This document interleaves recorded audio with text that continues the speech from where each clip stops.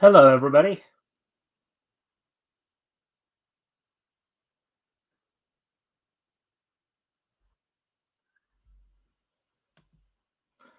All right, so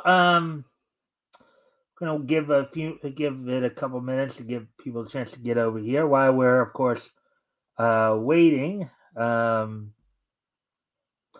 I'm gonna step away from the camera for a moment, take care of something real quick, and then I'll be right back. But I'll put the music on while we're waiting.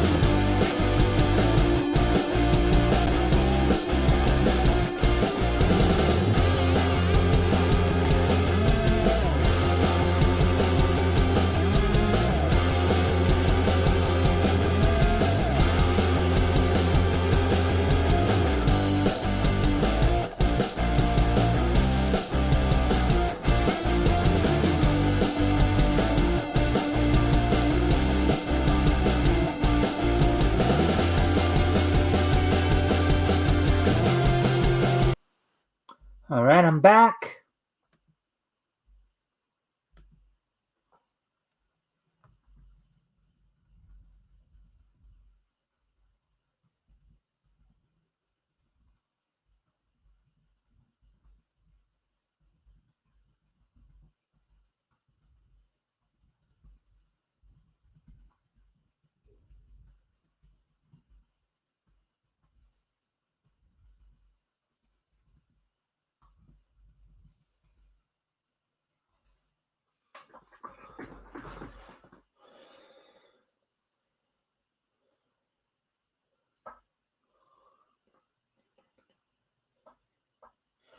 All right. So, anyways, as I said, we're just waiting to see if more people show up. Of course, I do have a couple of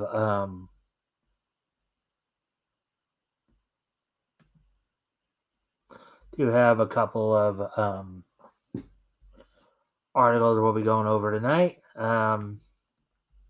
Just waiting to give people a chance to get in here before we get started. Let's see, it's actually three. It's just past 3 minutes now, so I guess I can go kind of talk about what we're going to be talking about tonight. Um, so let's see. We're going to be, as I said, we're going to just be going over a couple articles. One is kind of a Justin Roiland, the creator of Rick and Morty, will be making a statement following his victory in court. We'll be looking at that. Also, from Bounding into Guns, and also IDW's creators legends editions are expanding. We're looking at that as well from Bleeding Fool. So as we're just again waiting for people to show up. Also, of course, we got quite a bit of news going on in the wrestling wrap up. We got some things to talk about on the WWE front, results from last night's Dynamite, and also looking ahead to tomorrow's Impact Wrestling pay per view. Sacrifice. Plus, of course, this day in each history. So let's see. Also, as always, if you haven't already, if you guys can like and share the stream and see if we get some more friendly people in here, that'd be appreciated. Also, if anything here grabs your attention, feel free to comment and or ask questions. I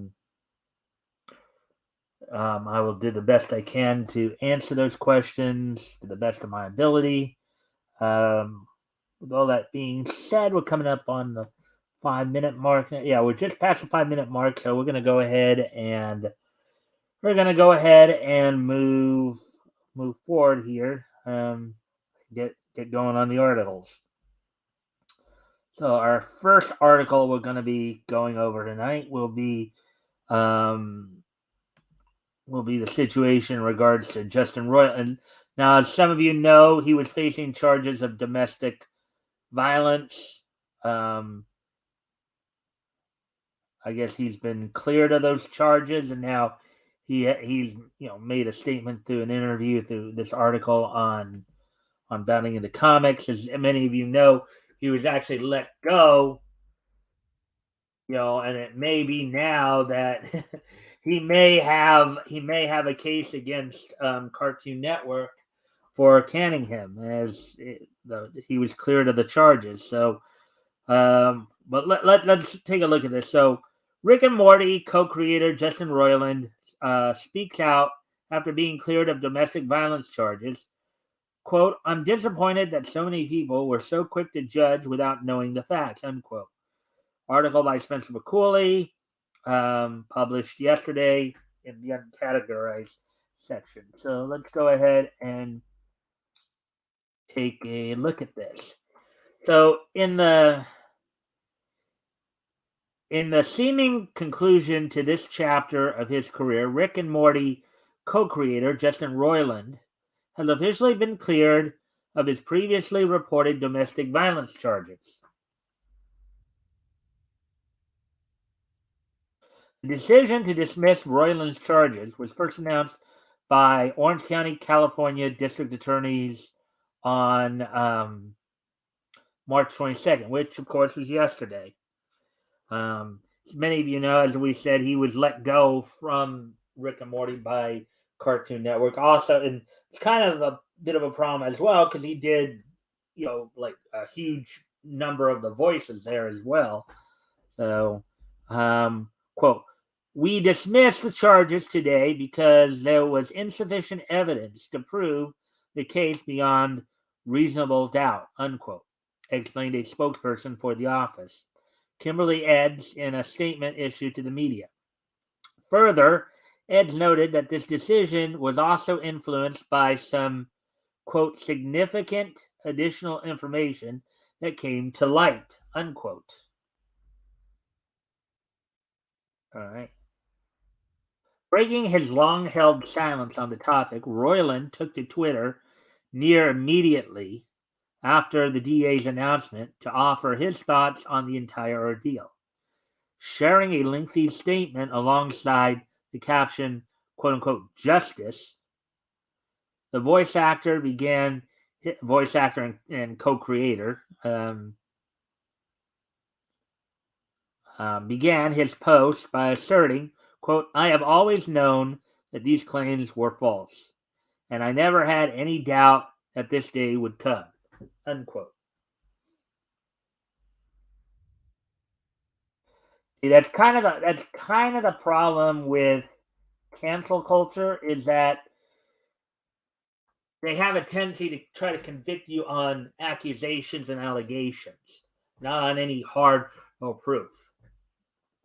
The damage has already been done because he's been terminated from Cartoon Network. He potentially may have a suit against them for wrongful termination, or they're premature. A lot of places would usually suspend you until this kind of I mean, look at the situation with Jeff Hardy, right? Professional wrestler for AEW. Last summer, he was arrested for DUI, and AEW essentially suspended him, told him, "Hey, get this taken care of, and then when you've gotten taken care of, we'll bring you back." They didn't outright fire him. They just, now I know domestic violence is different from DUI, and as of course with all the Me Too movement stuff going on, it's it's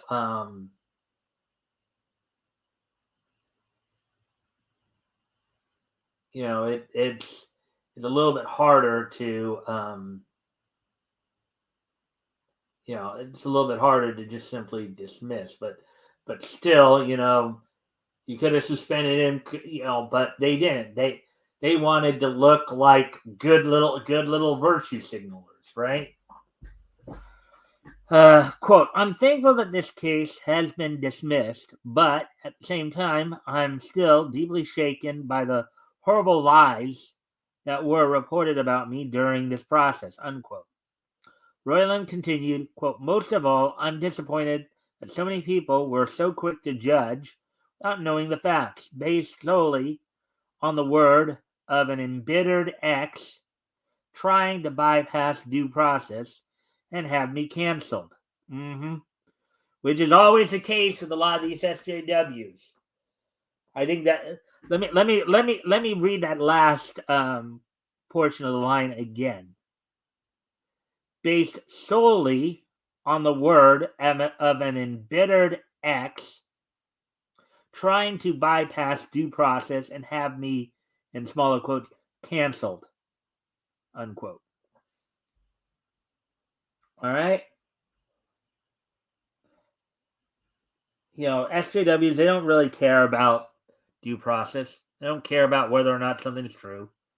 They just a lot of times just like to bury you because they feel they can, especially women, because women, it's like, oh, we're being believed now. It's like listen and believe, you know.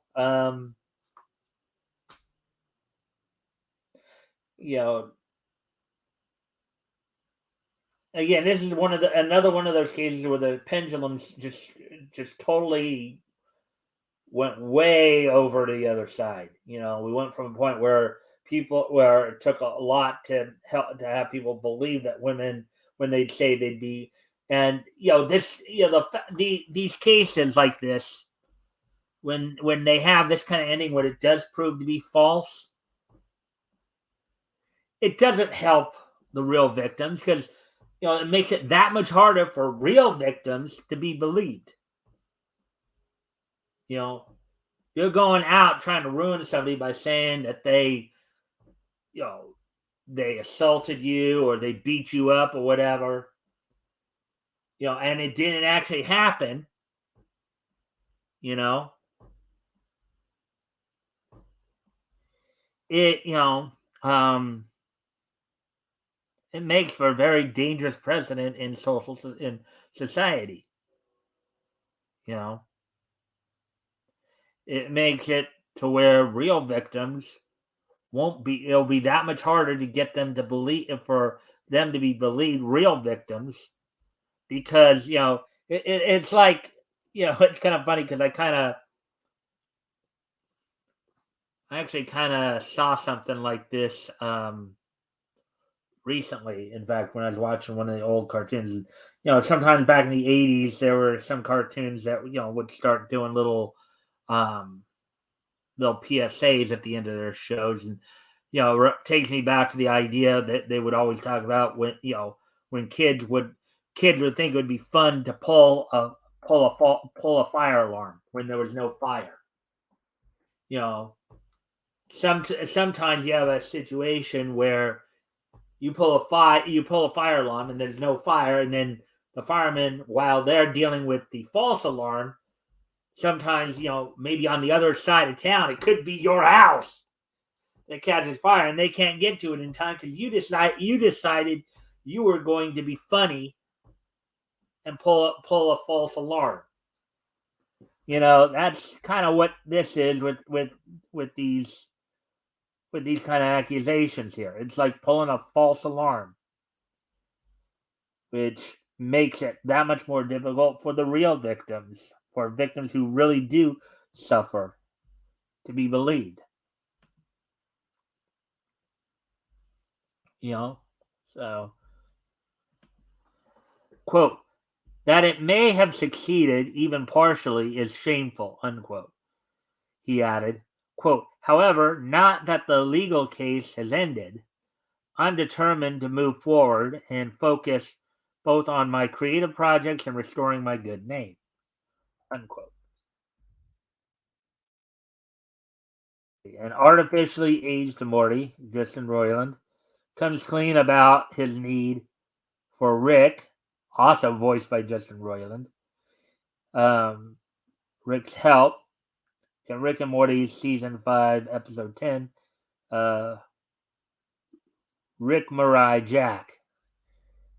Kind of, I guess that's supposed to be a parody of Samurai Jack, I guess. But and the problem is here for the show itself.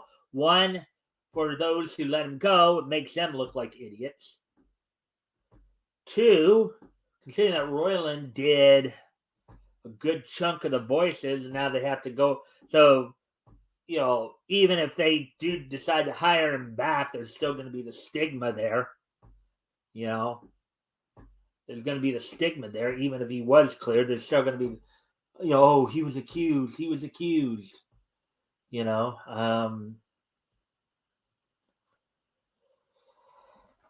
So, anyways, continuing on with the article here. As first reported in January of this year, Roiland was previously facing, quote, one felony count of domestic battery with corporal injury and one felony count of false imprisonment by menace, violence, fraud, and or deceit, unquote, stemming from an incident which is said to have taken place 3 years ago in Orange County. 3 years ago. Okay. That sound familiar to anybody? While the exact details regarding the nature of the accusations leveled against him had been, in parentheses, and currently remain withheld from the public, thanks to a protective order issued by the court, a criminal complaint filed against the creator and later obtained by NBC News revealed that Roiland was accused of having assaulted an unidentified ex-girlfriend sometime around January 19, 2020, basically 3 years ago. Asked by Variety for their thoughts on this development, both Adult Swim and Hulu, which aired his series Rick and Morty and Solar Opposites, or his series Rick and Morty and Solar Opposites, respectively, declined to comment. So Adult Swim airs Rick and Morty, and then Hulu airs Solar Opposites. So yeah, so of course now Hulu and Adult Swim are not going to want to say anything because now they've just been made to look like fools for just automatically taking this at face value without waiting for the court decision to come down. They've just been made to look like idiots. And as I said, guys, anything here, one, if you haven't already, if you can like and share the stream, see if we can get some more friendly people in here, that'd be appreciated. Also,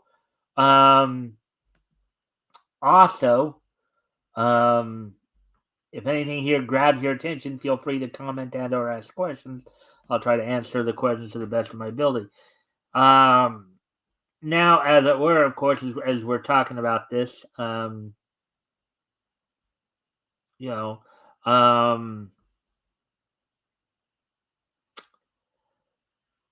I said, this is very problematic here. It's very problematic to sit there and make these kind of accusations like this because the thing is that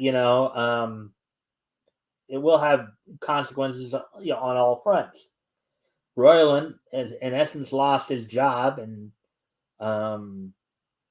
as a voice actor.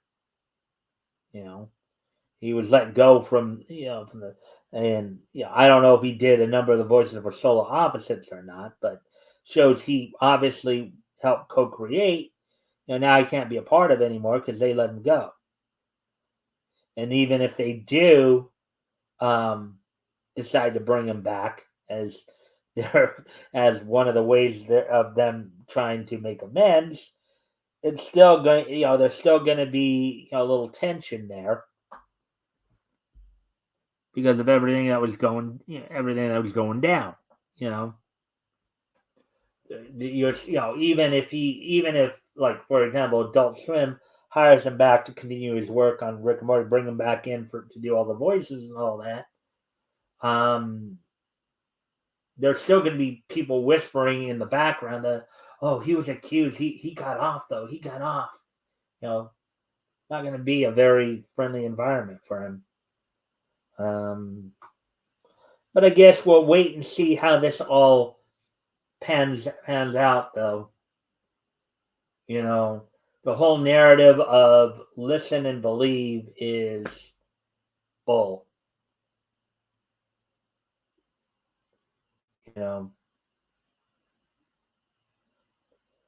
Again, I mean, if any significant amount of time passes, you should always be skeptical. I mean, again, and don't tell me because, oh, she was afraid to go to the police, because that I think that's, especially with the way society is now, that really cannot be an excuse anymore. That really can't be an excuse anymore because we're at a point now where police officers do take it seriously. And here's, of course, another situation where defunding the police would not be a good idea. When you have situations like this with domestic violence situations, because, you think that if somebody calls the police to have them come and intercede in a domestic violence situation, you think some guidance counselor or some social worker is going to be able to sit there and get the if who's ever causing about, whether it's man against woman, man on man, woman on woman, who's ever being aggressive and violent. Sometimes, yeah, but very rarely you at the very least need to get the people out of the dangerous situation to begin with. And you can't, and when somebody's in a full-on rage and they're beating down on somebody, you think going up to them and telling them, oh, can you please stop that? Can we talk? Can we talk? If you're sitting there trying to get them to talk as they're beating down on the person, one thing I would have to say to a lot of these people who say defund the police, you're a bunch of idiots. Okay? Social worker to handle these situations. You can bring them along, for after the fact, but you still are going to need to you still may need to physically get involved. Somebody's in a rage, they're not going to be quite so ready to talk when you get there. You're going to have to at least alleviate the dangerous situation of the person beating the holy you-know-what out of whatever the other person is.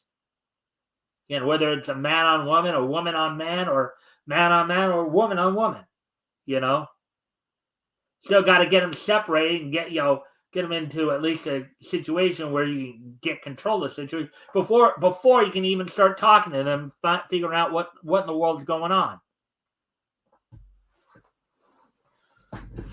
So that's pretty much what I'd have to say about that. Let me just see here. And put that. So, all right, looks like we got that. And there'll be one other article that will be going over here in a moment. Head over to Bleeding Fool.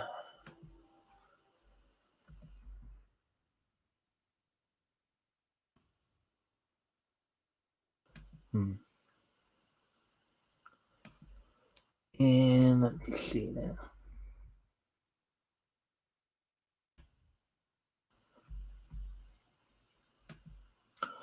All right, so let's see now. So, we're coming up on 25 minutes here.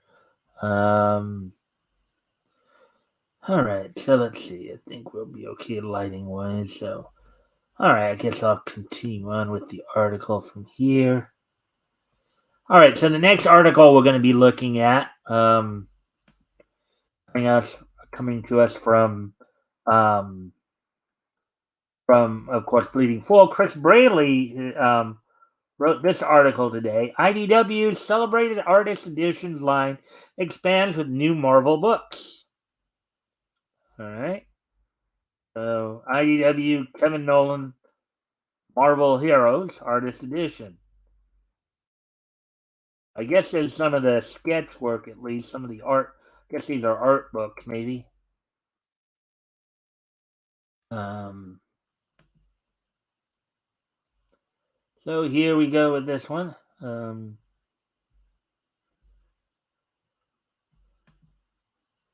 me just do something real quick.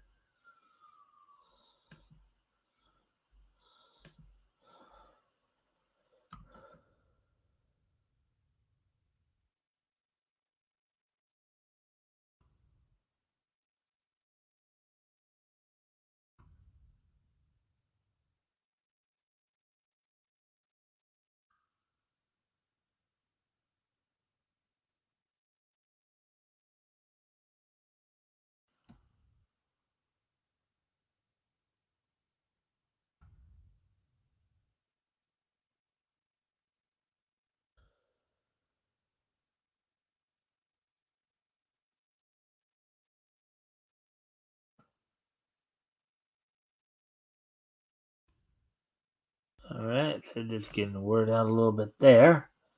So with that, let's see. All right. So, anyways, getting back onto the thing here. Um, IDW and Marvel Entertainment are expanding their longtime collaboration with the development of over 2 dozen new releases in IDW's multi-award winning Artist Editions line. Quote, Marvel has been a vital collaborator in the success of Artist Edition since the format debuted in 2010, unquote, says IDW publisher Nachi Marsham. Um, quote, we're proud to be able to publish art from more of the industry's legendary creators and to continue bringing Marvel's storied history to the page. So I think this is some kind of art book that they're doing here. We're honored to continue growing the library of artist editions with new Marvel projects, all under the expert guidance of our award winning Director of Special Projects, Scott Dunbier. Unquote. IDW is proud to announce 4 new Marvel focused products for fall 2023.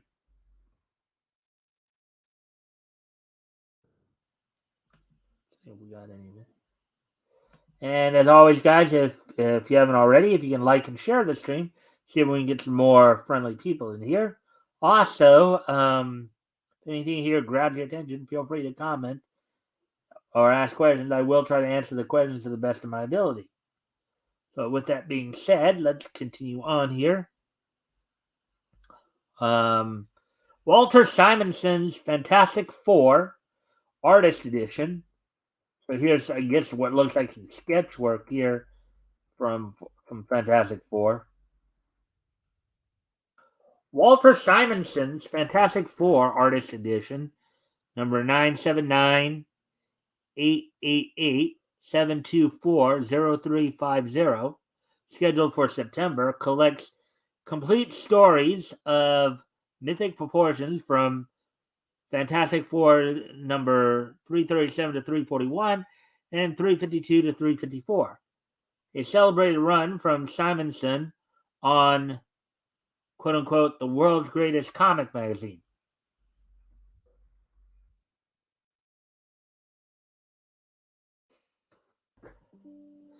Let's see.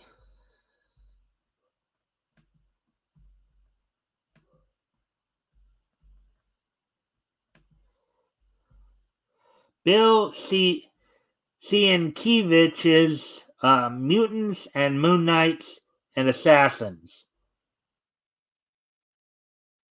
Oh, look at that one. I guess that's Electra right there. Artisan edition. Bill Sienkiewicz is Mutants and Moon Knights and Assassins Artisan Edition, number 978-168-405-9683, scheduled for September. Spotlight in parentheses there. Spotlights some of the finest covers, pinups, and pages from Sikienovic's Moon Knight, The New Mutants, and Elektra Assassin projects. John Romita's The Amazing Spider-Man Daily Strips Artisans Edition.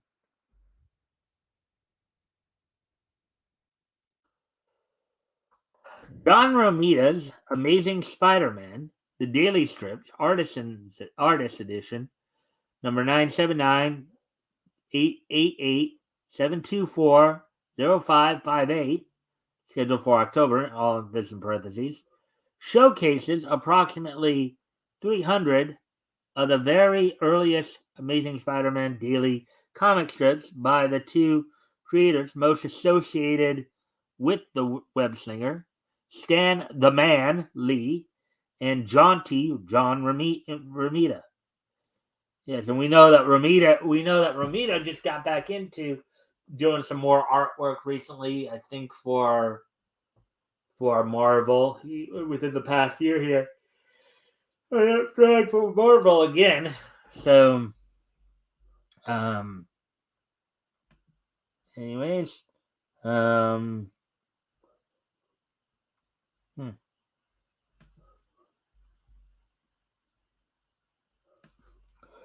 John Byrne's X-Men Artist Edition.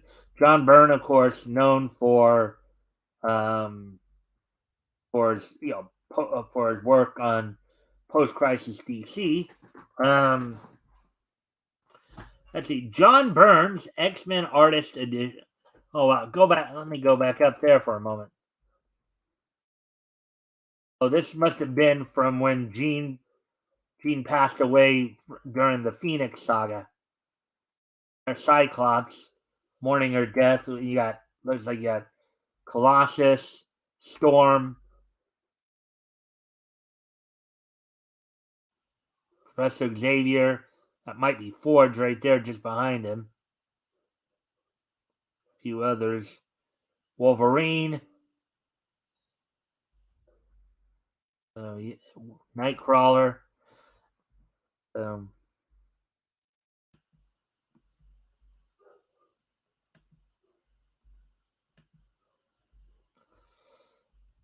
a lot of this stuff looks more like sketch work. But anyways, John Byrne's X-Men Artist Edition, 979-888-724-0435, scheduled for November. Printed for the first time since 2018, collects many pages from seminal tales of Marvel's mutants, including two of the most influential comic storylines of all time. Quote, the Dark Phoenix Saga and Days of Future Past. Days of Futures Past. Let's see. Hey, Woody. Hi, hi, hi. Hey, Woody. Yep. Thank you for popping in. If you haven't already, if you can like and share the stream, that'd be appreciated. See if we can get some more friendly people in here.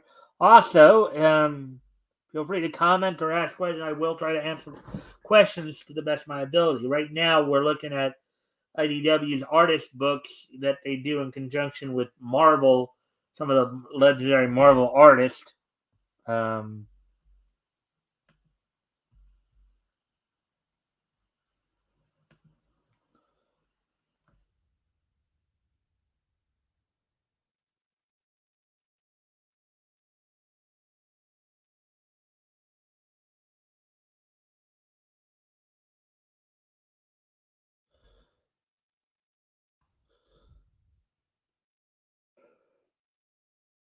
All right. So, anyways, we continue on now.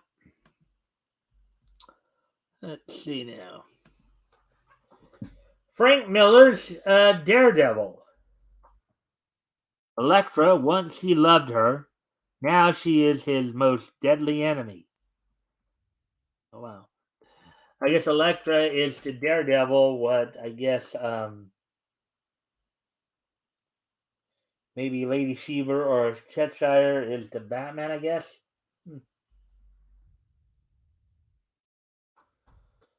Hmm. Artist edition. These new artist editions products are in addition to 3 Marvel focused items already announced for 2023. Kevin Nolan's Marvel Heroes Artist Edition, in parentheses here, 978-168-405-9720, scheduled for April, on parentheses. Michael Golden's Marvel Stories Artist Edition, 978-168-405 405-9195, scheduled for July. And Frank Miller's Daredevil Artist Edition, which we just saw, number 979-888-724-0046, scheduled for August. Even more exciting, Marvel Artist Edition projects are expected to be announced for 2023 and beyond. So here's Michael Golden's Artist Edition story. The black and whites there. There's Storm. I guess those are Sentinels right there. Colossus, Cyclops, Jean Grey.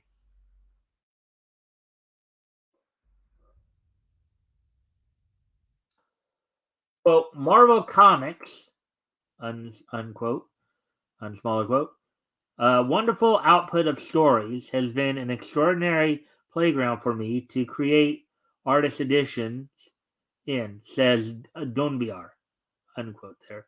Quote, working with our friends at Marvel will allow us to continue doing books with old favorites like Walter Simonson and John Romita, and focus on a bunch of artists brand new to the format.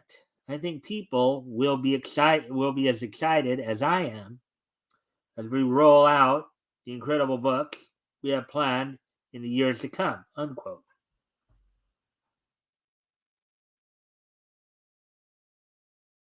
Uh,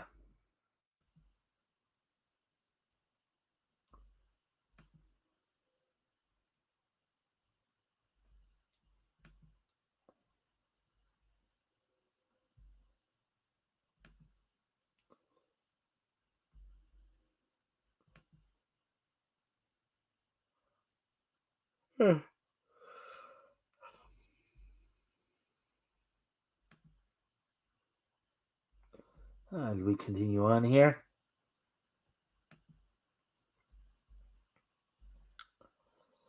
Let's see now.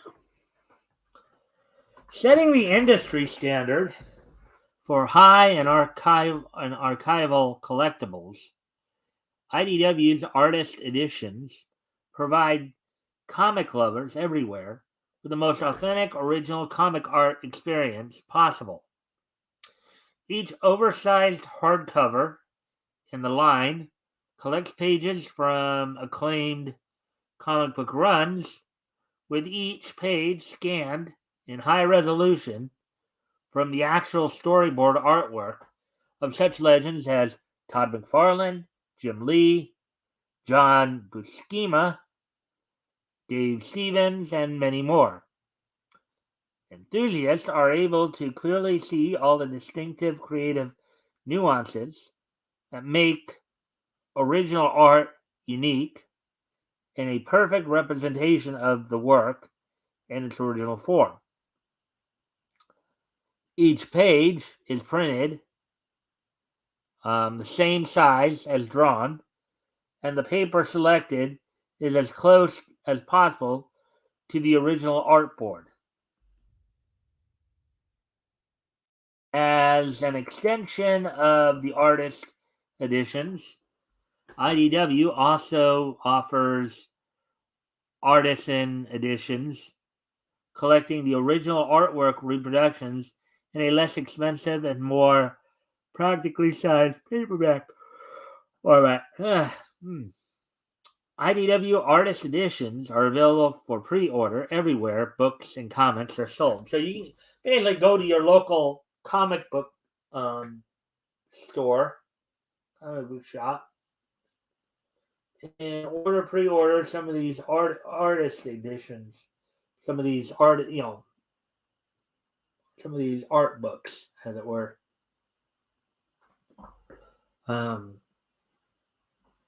So there we go with that one. Those were the two articles we're going to go through tonight. Let's see.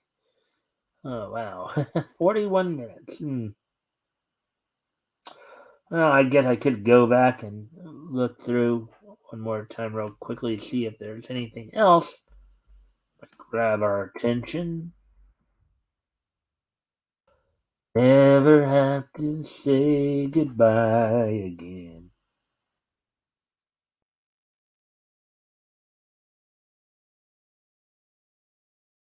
I will never have to say goodbye again.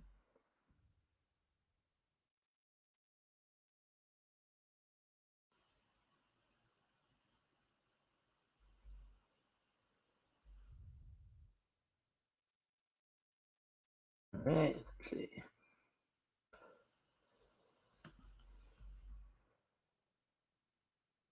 All right, so I'm thinking, yeah.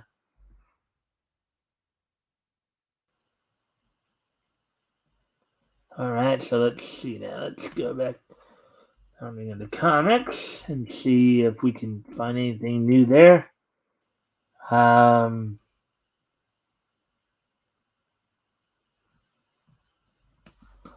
It looks like maybe a new story that came out after all from television here. Or like from all right, well we'll look at this one then. This story just came up just now here, so let's see what this one will say here.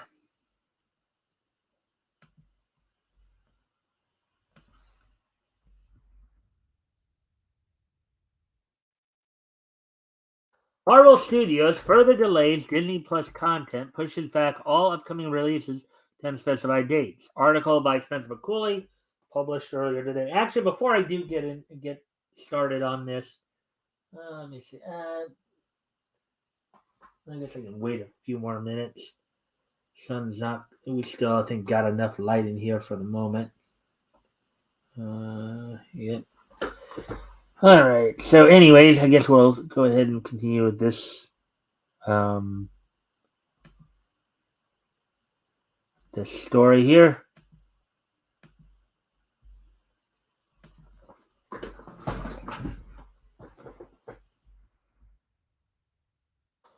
Okay, so in what appears to be yet further confirmation that the Marvel Cinematic Universe is currently both directionless and in shambles. Now, the reason I decided to do this because it looks like that some of this is having to do with some animated shows. That's why one of the reasons why I decided to go ahead and go through this article. That is currently both directionless and in shambles. A recent update to the official Disney Plus website appears to indicate that Marvel is further delaying all of its streaming exclusive content. Yeah, I guess right now Marvel is in a bit of. We just heard that one of their VPs has just let go, Tori Alonso. That's been going. That news been making the round a bit. Anyways, as per edits made by the House of Mouse on March 15th, which is a little over a week ago, last Wednesday, not yesterday, but a week before yesterday, where once the streaming service itself listed official tentative release windows for all of its upcoming Marvel series, Agatha, Coven of Chaos, Daredevil Born Again, Echo, Ironheart, Loki Season 2, Secret Invasion, Spider-Man Freshman Year, What If, Season 2, and X-Men 97. And, of course, we were talking about the X-Men 97 series yesterday, of course. It now asserts that each project is simply, in smaller quotes, coming soon. So there's Kathryn Hahn as Agatha Harkness in WandaVision.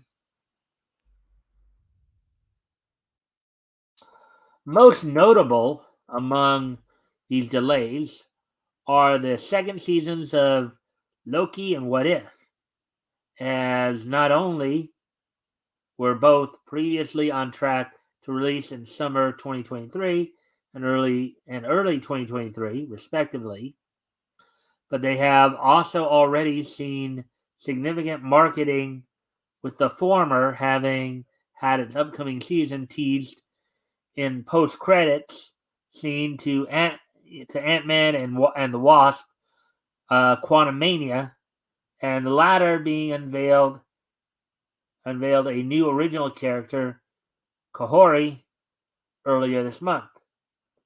This shakeup comes just a little over 2 months after Marvel boss Kevin Feige revealed to Entertainment Weekly that, in light of Disney announcing that they would be seeking to cut roughly $3 billion in cost from their budget, quote, the pace at which we're putting out the Disney Plus shows will change so that they can each get a chance to shine.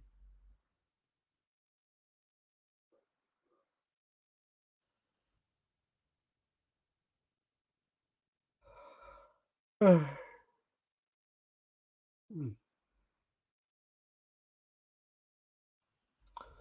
then they're showing the changes here.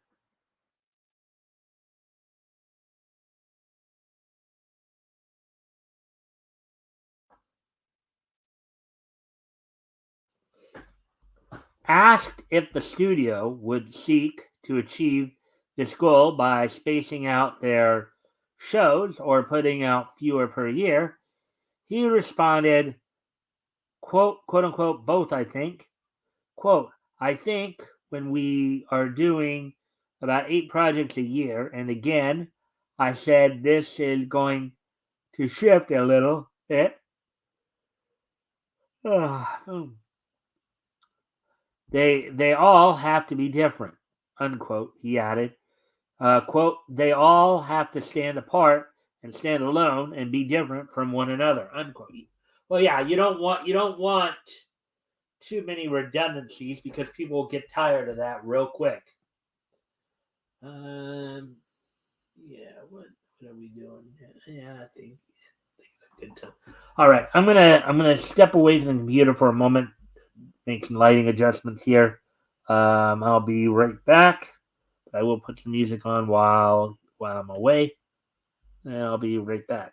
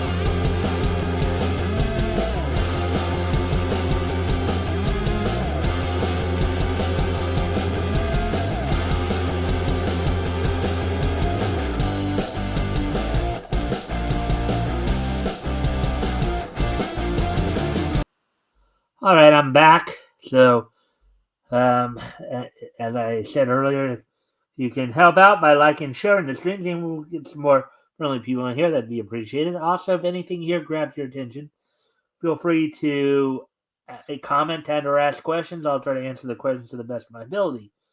All that being said, let's go ahead and get back to this article. Let's see. We got that to that. Oh, yeah. Okay. We got through all that already. All right. So, according to alleged company insiders who spoke um, to the Hollywood Reporter, in service of this goal, Marvel had chosen to push back most of the planned 2023 releases. Agatha, Coven of Chaos, Echo, Ironheart, in favor of giving Loki and Secret Invasion their respective times in the spotlight. However, whether or not this new line wide delay has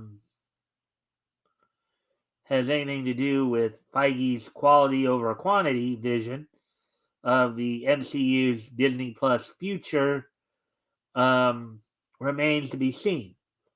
As of writing, neither Marvel nor Disney have publicly commented on their updated listings.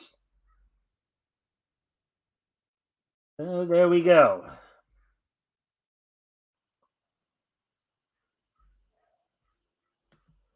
There we go with that one.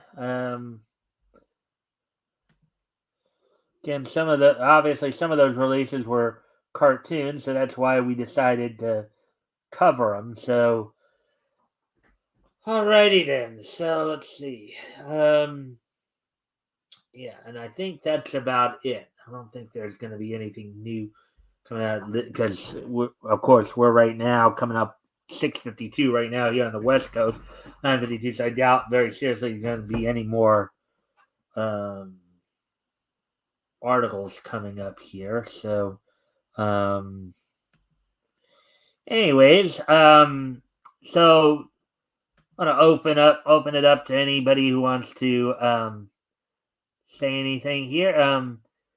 If you have any questions or comments on what we've read thus far, feel free to give them, and I'll see if I can answer any questions for you on what you present to me.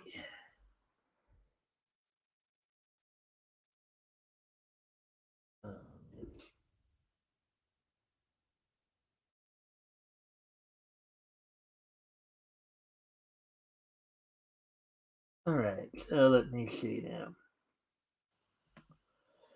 La di dee da dee da, la di dee da dee da, la di dee da dee da.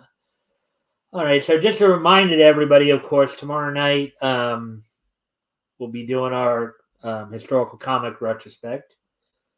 We'll be, of course, taking a trip back to September of 1939, in which we'll be looking at comics that went on sale during that month in time from Fox Feature Syndicate. We'll be reading, of course, from Wonder World Comics number 7 and Mystery Men Comics number 4, volume 1s of both. The characters we'll be reading through will, of course, be The Flame, Patty O'Day, Green Mask, Blue Beetle, and Zanzibar. One thing you can say about characters in the Golden Age, they were quite a colorful bunch, weren't they? Had a number of characters with colors in the name: Green Lantern, Green Hornet, Blue Beetle, Green Mask,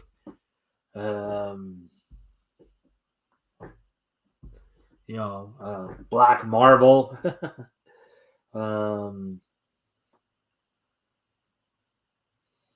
So some interesting stuff though we'll be going over to tomorrow night. Let's see now. Where are we at? 56 minutes. All right. So what else can we talk about? Let's see. I already gave my commentary on the Justin Roiland situation. We went over that article earlier. Just to reiterate, just basically the problem with trying to play Delilah is that it ultimately hurts everybody, because it ultimately will hurt the people who really are the victims when they can't get somebody to believe them because somebody else decided to cry wolf, and there was no wolf there, or pull a false alarm. There's no fire there to take them away from the real fire. So let's see. Let's see now. Let's see. I'm trying to run my mouth until the 1 hour mark, and then I'll probably do some wrestling, wrestling wrap up a bit here, talk about some stuff there. But let's see.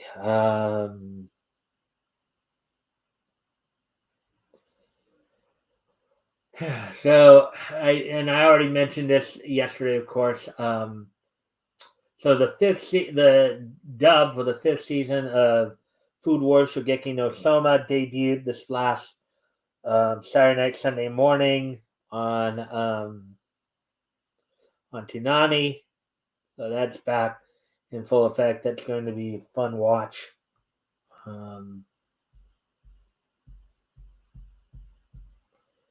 Let's see. And now, of course, we're getting into we're getting towards the end of March here. A lot of the animes that were running through the winter, they'll be finishing up. At least the ones that are just running 12 to 13 episodes, be finishing up here over the next couple of weeks. Should be start talking about, animes that will be starting up here in October, or not October, but April here pretty soon. In the next couple weeks, obviously. So a lot of really stuff going on.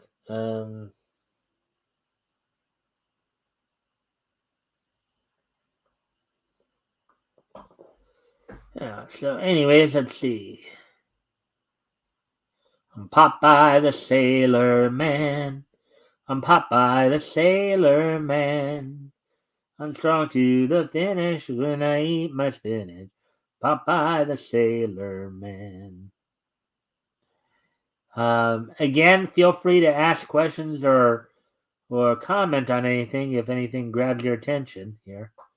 I'll try to answer the questions to the best of my ability. Let's see. I know RJ was talking to David Taylor II about his book Lucifer earlier, kind of giving his own take on what happened when Lucifer rebelled against God. So some of his ideas sound pretty interesting. So, all right. So now we're at the hour mark. So I'm going to go ahead and start doing the wrestling wrap up. So first off, we're going to talk about some stuff going on with WWE. Is a few kind of injury updates. There has been some talk that Randy Orton, who's been out, dealing with back issues, will be at WrestleMania. Now, whether or not he's actually going to make an appearance on one of the 2 nights of the pay-per-views, or will just simply be backstage, that hasn't necessarily been confirmed. But Randy Orton, of course, has been out of action since the middle of last year. To deal with some back issues, to have some surgery on his back and try to relieve some of the pain from some of the wear and tear that he's suffering over the years. And also, if some of you may have noticed, Alexa Bliss has been off TV the last few weeks. Well, it was revealed earlier today. I guess she's had some health issues as well. She's had some what they call squamous cells on her face. She had to have them removed. They were believed to be cancerous, so or potentially cancerous. So Alexa Bliss, though, now is is cleared of cancer, as it were. They were worried that she might be developing skin cancer.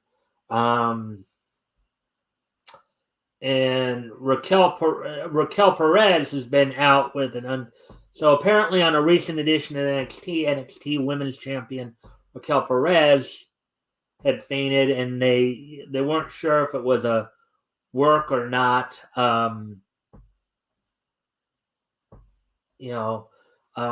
She had been hospitalized, but she's apparently been cleared. But because of the fact they weren't sure what was going on, Shawn Michaels has decided to vacate the NXT Women's Championship, and now there's going to be like a 6-woman ladder match to determine the new champion. They're going to try to start working Raquel Perez back into things. And this is all, of course, a little under a week away from WrestleMania, as we've been talking about. A little under a week away from WrestleMania. So and again for next weekend, the 31st to April 2nd, March 30th. So on Friday will be the Hall of Fame inductions. Now WWE has said they're looking to possibly induct up to 5 individuals. They've already named 3 individuals that they're going to be inducting next Friday. Rey Mysterio Jr., Great Muta, and I believe Andy Kaufman. Andy Kaufman going to be going in more for the work he did in the late 80s with Jerry Lawler. Great Muta for his contributions to the wrestling business. He and even though neither Muta nor Kaufman were ever did anything with the WWE. And then of course Rey Mysterio Jr. Everybody knows his legendary career. Going on like 35. Basically been in the business for something like 35 years, believe it or not. So with that, let's see, what else can we get into here? All right, so let's move on to some AEW news. So last night's Dynamite had quite a few, had some twists and turns. It's actually a pretty good show. A lot of people on Cage Match were rating it, were rating some of the matches.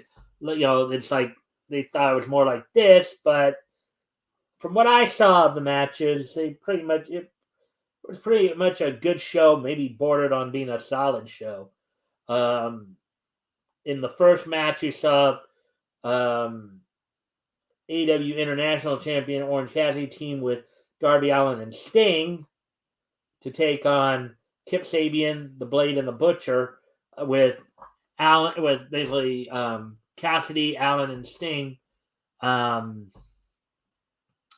winning the match. Sting, in what sounds like is going to be his final go round here, he's kind of been indicating that he's, I think, he's about ready, probably by the end of the year, he'll probably be hanging up the boots. Now, that's just some of the scuttlebutt going around. He hasn't really announced an actual retirement date. But what I can tell you from what I saw of the match, Sting still looks pretty good for what he's doing. Granted, he's not at this point in his career, he's not necessarily a main eventer anymore in terms of not being the guy, being what 63, 64 years old here, being the guy expected to carry a company. He's not the guy who's going to carry the company anymore. But he's kind of settled into the role of being like the mentor to a younger guy. In this case, Darby Allin.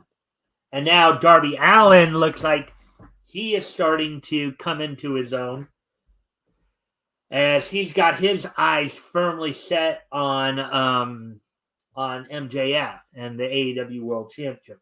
Now, on last week's Dynamite, of course, Darby Allin, along with Jungle Boy Jack Perry and Sammy Guevara of the Jericho Appreciation Society. They all came down to confront MJF. These 4 men, of course, are considered the pillars of AEW. Now, in MJF's case, the future is now, but the other 3 are also considered part of the future of AEW. You know,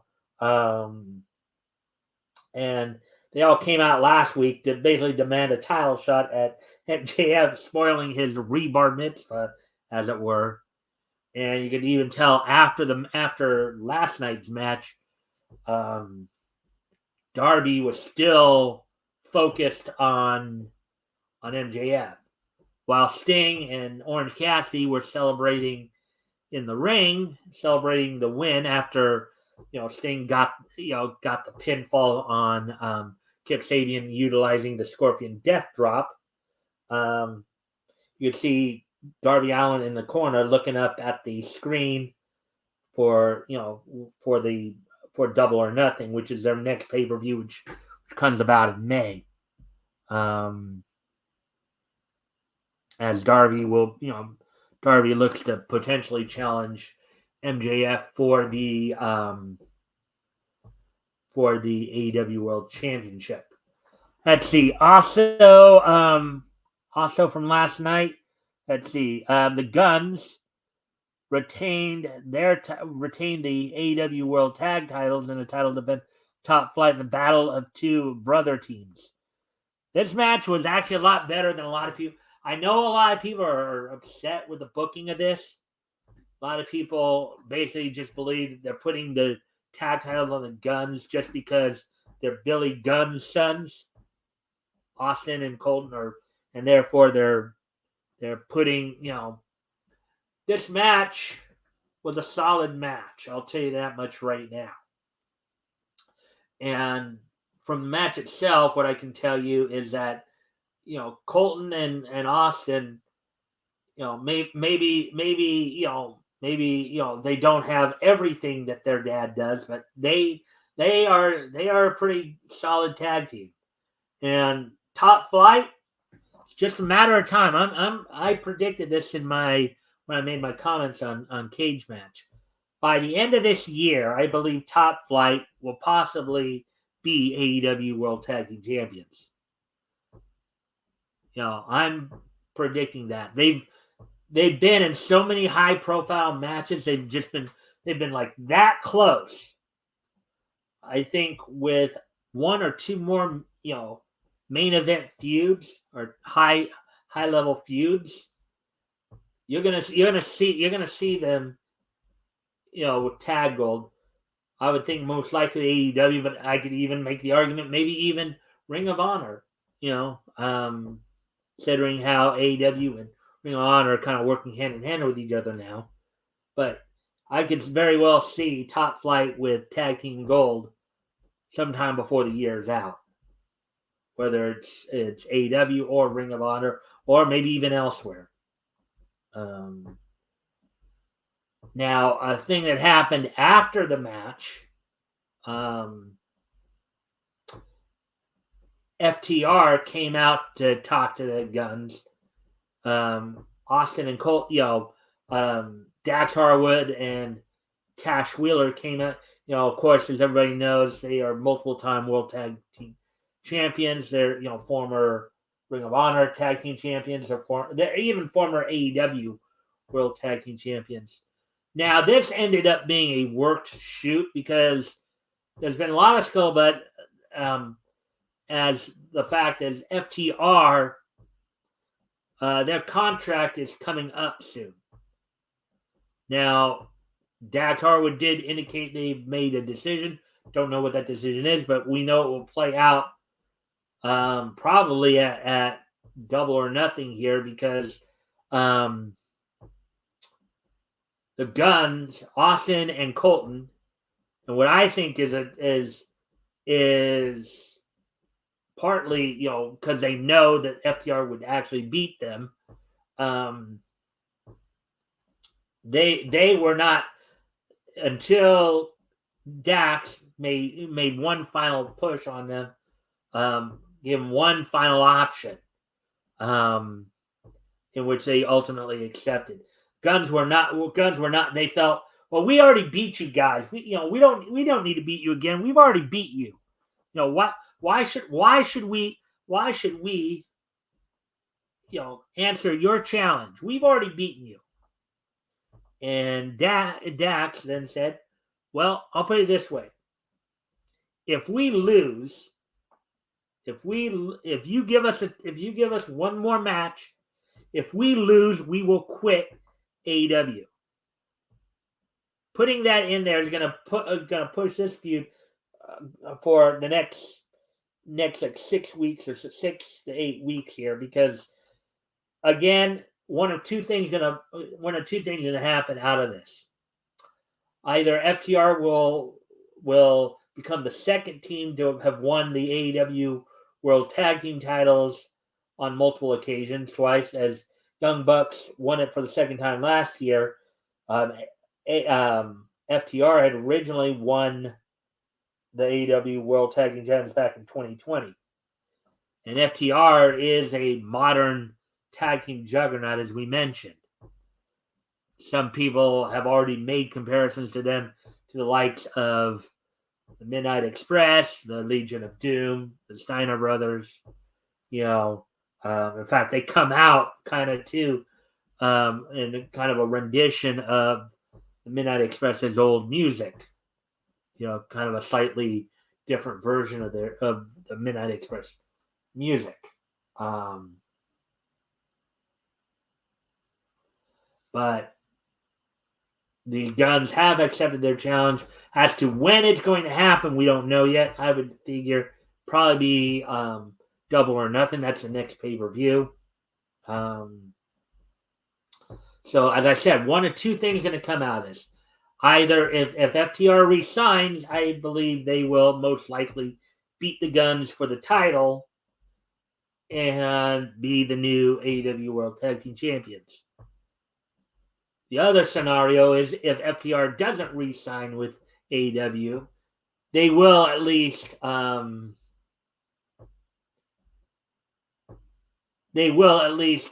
basically do the job on the way out for the Guns.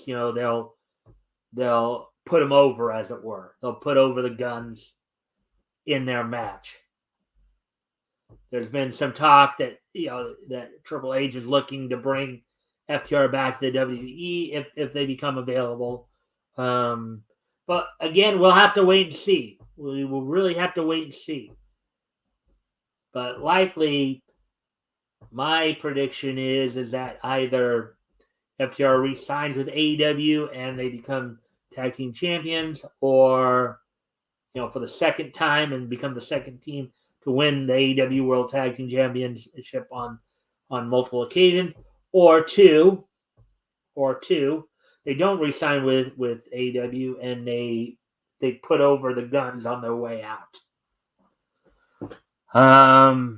Let's see. With that now, moving on to the next match. Hook did defeat Stokely Hathaway in the no DQ match. I haven't seen the actual match yet, so can't really comment too much. It's not really as surprising. You've got Stokely Hathaway, who's really a manager. He's not really a wrestler. He's a manager, against Hook, who is the son of Taz. And Hook is a very talented in-ring grappler in his own right.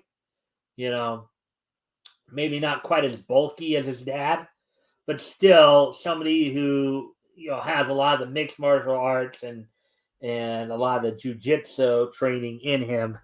A guy who could sit there and throw guys around, guys even bigger than him. John Moxley defeated Stu Grayson in their match. And it looks like they're transitioning here into, like, first off, the Blackpool Combat Club, there's been kind of easing them into more of as a heel team. They've had some they've had some feuds with like Top Flight recently, and now Dark Order, which some people are very critical of the feud because it's kind of like, here's Blackpool Combat Club in terms of their status as they're kind of more top of the card for the most part, while Dark Order is down here. Even if you include Adam Page in that, um, you know, um, now Adam Page is also serving almost as a transitional figure because now, as you all know, Adam Page won out the feud with with John Moxley. Now Hangman's come out to save the Elite the last couple of weeks. Now, one other thing that's apparently been going on too is apparently a mystery group. Well, the Young Bucks. I guess before the show last night or at the beginning of the show, the Young Bucks were sneak attacked. Nobody knows who did it. There's speculating. Some people are speculating it might have been Blackpool Combat Club. Blackpool Combat Club, because of an incident happened on last week's episode in which the Elite came in to confront the Blackpool Combat Club. They were about to go 3-on-1 on Adam Page. Another theory is that it might be a new team altogether. There's even, because of something that happened in the aftermath of the match last night, maybe some people have thrown out the idea of maybe Don Callis. Now, some of you may not know the name Don Callis, but he's basically been a manager his entire career. He's been the manager for the Elite for the last 3 or 4 years here. But many of you might remember him from about 25, 30 years ago as Cyrus the Virus. That's Cyrus the Virus from ECW fame, or Jackal from his time in the WWE when he was managing the Truth Commission. So all that long flowy hair is long gone. He's bald now. Signs of the times, I guess. But one of the things that some analysis have been talking about is how Callis is seemingly trying to turn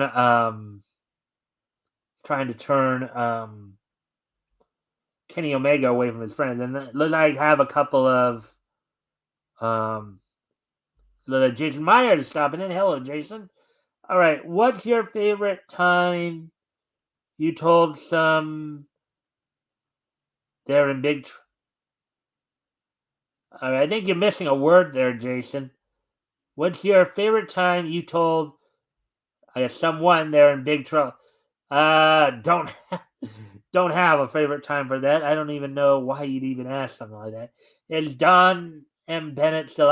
As far as I know, she's still active. Actually, in fact, I think recently. I think I saw she had a credit for I guess a dub that was done out here in LA. So she may have. I think she may have moved out here to SoCal. But I can't confirm that right now. What's your favorite 2001 anime? I can't really remember. I don't really remember which animes came out in 2001. I know there were a lot of them, but can't remember any off the top of my head at the moment. So, anyways, as we shall continue on here, let's see.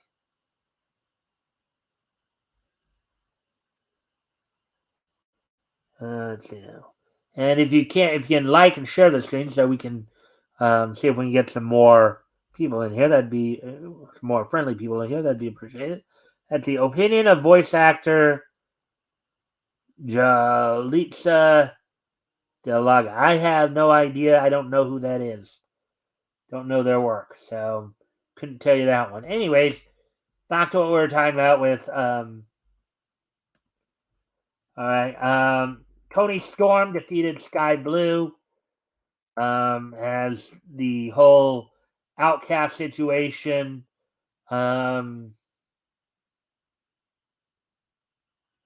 the whole Outcast situation versus the AEW originals is really getting hot as the Outcasts of Tony Storm, Saraya, and Ruby Soho were about to spray paint an L on Sky Blue. Riho and Willow Nightingale come out. Riho with a pipe in hand to chase off the Outcast. Some people are calling this kind of a transitional feud, until to build up more of a feud between the Outcast and Britt Baker and AEW World Women's Champion Jamie Hayter.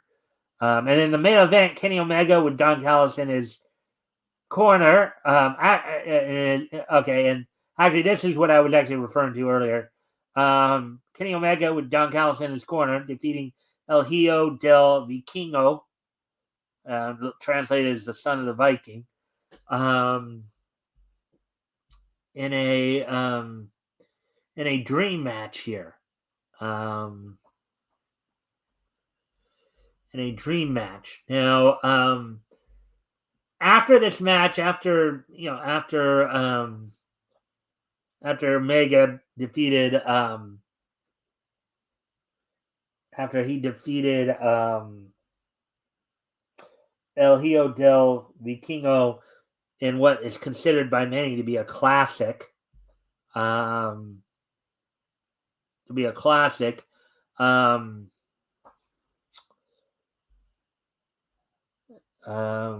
Omega, as he was about ready to be interviewed by Blackpool Combat Club. And it was during this exchange when Adam Page, having stolen the ambulance, came back to the arena with a 2x4 that had nails in it in hand to chase off the Blackpool Combat Club. Don Callis had approached Hangman from behind, and according to some sources, it looked like he intentionally fell, making it seem like Page had pushed him.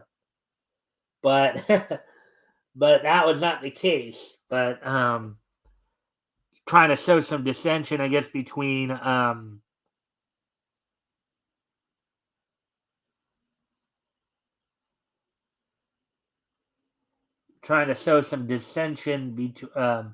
between Kenny Omega and Hangman Adam Page. All right. Delgado Typo. Again, don't know who that is. Let's see. What's your favorite dog type? I don't have a particular favorite dog type. Will the Dragon Quest Ocean Dub continue? If you mean Dragon Warrior, the Legend of Hero Abel, I doubt the Ocean Dub. That thing it came out so the original Japanese of that came out back in 1989. The Ocean Dub came out in 90. That's 33 years ago. I doubt very seriously, even though, as far as I know, all the actors who are in it are still alive and still able to go back and do it.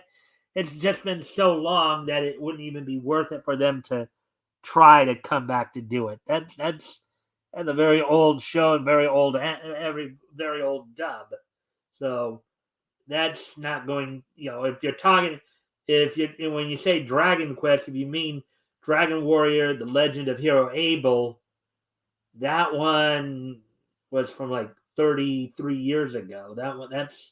I doubt very seriously they even, first off, I don't, considering the original anime ran for 43 episodes and they stopped dubbing it after 13, I should tell you something right there, that it didn't gain enough popularity to warrant the rest of it being dubbed.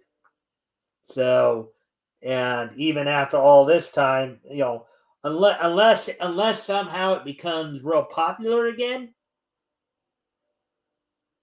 unless there is a bit of a call for it to be dubbed or redubbed, I don't really see it coming back.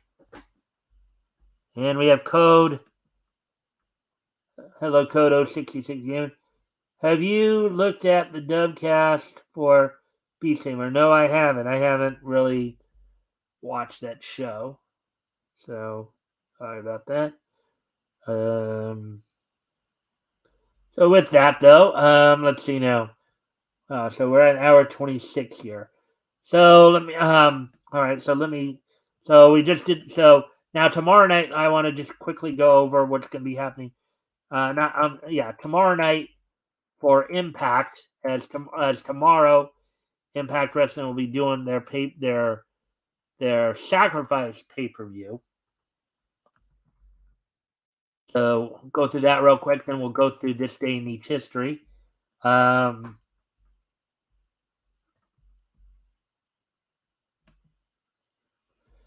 let me just get to that.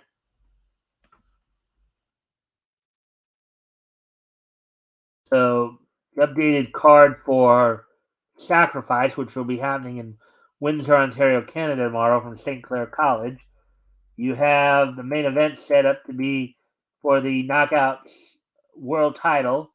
Mickie James defends against recently former champ, against a woman she just beat for Jordan Grace in Jordan Grace's contractual rematch.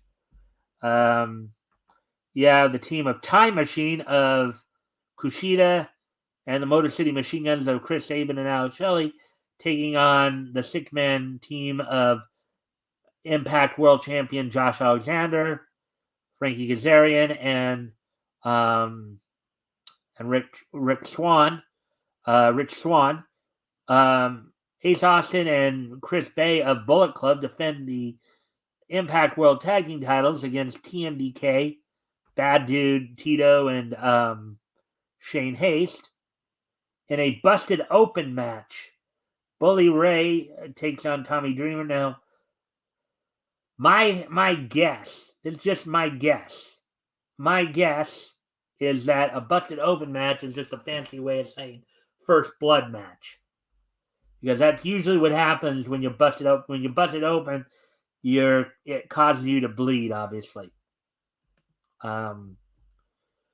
This is set up, as they're both co-hosts of Busted Open Radio, as it were. Trey Miguel will be defending the X Division title against Lince Dorado in a rematch from the No Surrender pre-show. Former X Division champion Mike Bailey takes on former Ring of Honor world champion Jonathan Gresham in what should promise to be a very classic match. Joe Hendry defends the digital media title against former champ Brian Myers, and PCO looks to get revenge on Kenny King in their match, as Kenny King was the one who helped Eddie Edwards escape PCO's wrath in the desert from a couple weeks ago. So with that, that's basically all I have on the wrestling news front for you. So today being Thursday, March the 23rd, 2023, let's take a look back at this day in each history. And let me just take a quick peek here. 93, 98, 2013, and 2018. Okay. So without any further ado, let's go ahead and take a look back at this day in each history.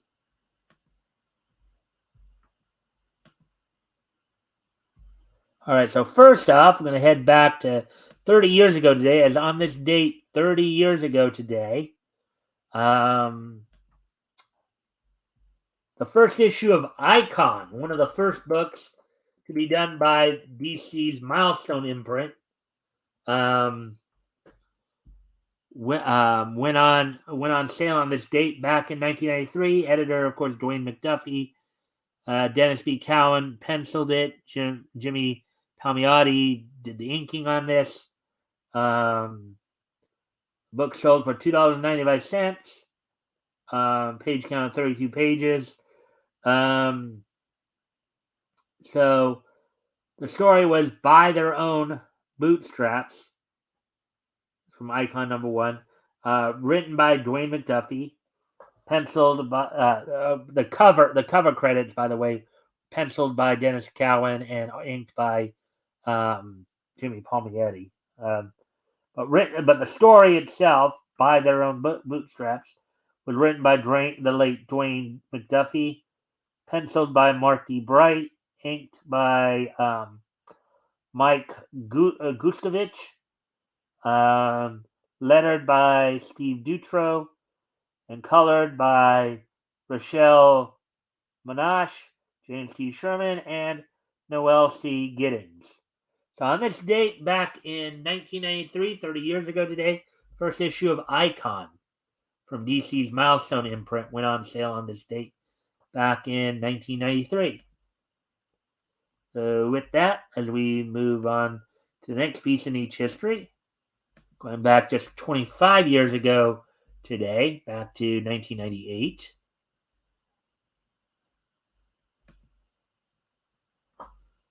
On this date in 1998, WCW held its Monday Nitro event from Freedom Hall in Louisville, Kentucky. The main event of the night saw Randy Savage and Roddy Piper fight each other to a no contest. Bill Goldberg would continue his undefeated streak, defeating the Renegade in 40 seconds. British Bulldog defeated Kurt Hennig by DQ in a WCW World Television title match. Booker T retained his title, going to a time limit draw with Chris Benoit in a 2-on-1 handicap match. The Giant, aka AEW's Paul White, would defeat Hulk Hogan and Kevin Nash with Eric Bischoff in the corner. From Chris Jericho would retain the cruiserweight title again over Lenny Lang. Let's see, I think there was at least Sting would retain the world heavyweight title over Diamond Dallas Page earlier in the night.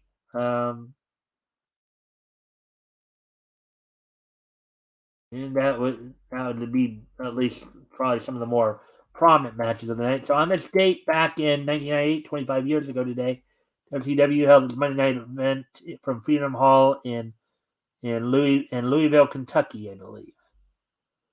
So moving on to the next piece in each history, we head back just 10 years ago today. On this date, 10 years ago today, Nickelodeon's Monsters vs. Aliens series would actually they would actually premiere on Nickelodeon's Monsters vs. Aliens.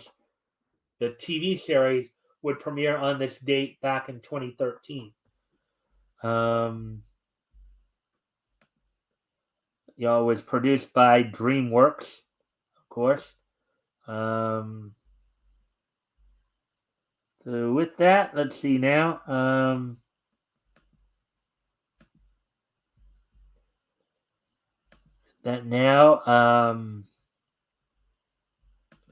Now we just head back 5 years ago today, as on this date 5 years ago today, as we told you in recent years, a lot of the series would start to come to.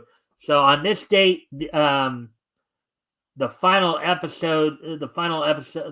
regular episode of the Junji Ito collection from Studio Dean would air on Japanese TV. They'd have a couple more OVAs afterwards, but on this date in 2018, 5 years ago today, the last regular episode of Studio Dean's Junji Ito collection would air on Japanese TV.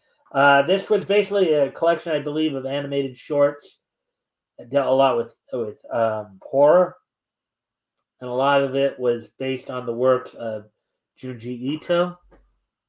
I believe he was a director, I believe, or something to that effect.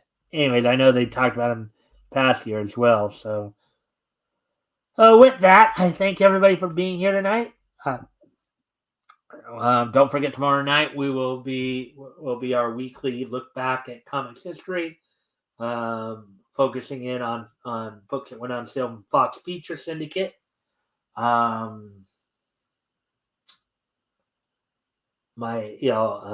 co-host will be Tim Olson, and I hope to see everybody back here tomorrow.